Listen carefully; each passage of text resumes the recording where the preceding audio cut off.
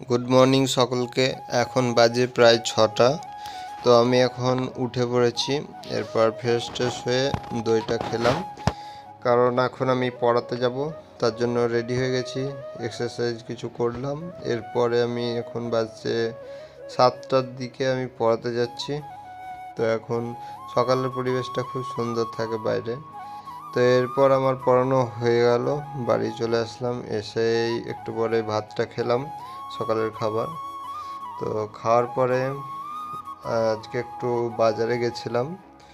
তো বাজারের ভিডিওটা করতে ভুলে গেছিলাম। তারপরে এসে এই ভাত আর এটা খেলাম, তরকারি হয়েছিল। এরপরে এখন বসে পড়লাম একটা টেস্ট দিতে। তো এখন আমি আজকে ক্লার্কশিপের টেস্টটা দিব, এটা ফুল টেস্ট দিচ্ছি এখন। তো নাম্বার আমি এখন বেশি পাচ্ছি না, কারণ আমি সব চ্যাপ্টার আমার কমপ্লিট হয়নি। অঙ্কটা মোটামুটি আমার আগে থেকে কমপ্লিট ছিল, তার জন্য অঙ্কটা ভালো হচ্ছে। মোটামুটি 30-এর মধ্যে অঙ্ক আমার প্রায় 22টা 24টা 26টা এরকম ঠিক হচ্ছে। আর ইংলিশ আর জিকে তো একবারই করছি না, 40টা এমনি বাদ। আর ইংলিশটাও 10টা 12টা 15টা এরকম ঠিকঠাক হচ্ছে, আর কিছু ভুল হয়ে নাম্বার কাটছে। তো দেখতেই পাচ্ছ আমি 32.5 পেয়েছি। তো এখন ঠিক করেছিলাম প্রায় 36টার মতো, তো কিছু নাম্বার কেটেছে, তার জন্য আমার সেটা বাদ গেছে। তো আমি চেষ্টা করছি ভুলটা না করার। দেখি, একটা ভাবছি পরে আমি দিব টেস্ট রাত্রের দিকে। তো এখন আর কিছু পড়লাম, তারপরে আবার একটু শুয়েছিলাম, রেস্ট নেওয়া দরকার মাঝে মধ্যে। তো আমি সবসময় তো সব রেকর্ড করতে পারি না, সব পড়া রেকর্ড করা হয় না।